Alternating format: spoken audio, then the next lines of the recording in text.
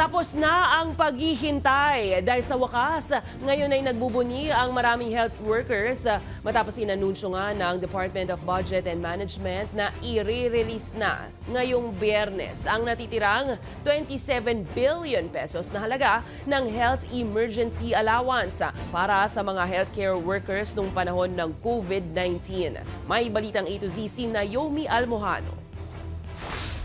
Humigit isang taon na ang nakalipas matapos opisyal na i-anunsyo ng World Health Organization na tapos na ang COVID-19 pandemic. Halos 3 taong nagdusa rin sa paghihintay sa kanilang emergency allowances ang mga public healthcare worker para sa kanilang serbisyo noong kasagsagan ng COVID-19 pandemic sa bansa. Lalo't naisakripisyo nga nila ang kanilang buhay, makatulong lang sa iba. Kaya naman, ginhawa kong maituturing ang i-release na 27 billion pesos na kanilang health emergency allowance. Malaking tulong pa rin po yan dahil nga maraming nag-aantay nga dahil nga itong parating na pasukan, siyempre pinangutang na ng mga magulang niya para sa tuition ng kanilang mga anak at pambayad yan doon sa mga utang ng mga nakasanla ng mga ATM ng mga healthcare workers.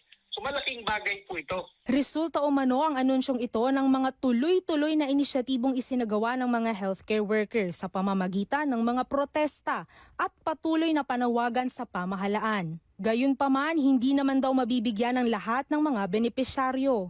Pero ma'am dito, gusto ko lang din malaman ng ating mga healthcare workers, lalo na dito sa private, na yung itong 27.4 billion, hindi pa po yan makukumpleto. Maniwala kayo sa akin sa ite.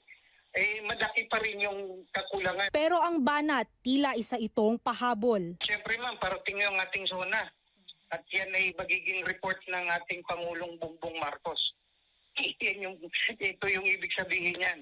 Kaya giit ni Clumia sa Pangulo, Ang panawagan ko lang po sa ating pamahalaan, lalo na kay Pangulong Bongbong Marcos, ay tutukan yung healthcare system sa bansa na hanggang sa ngayon, kumbaga parang hindi pa rin naman natatapos yung exodus ng mga nurses natin.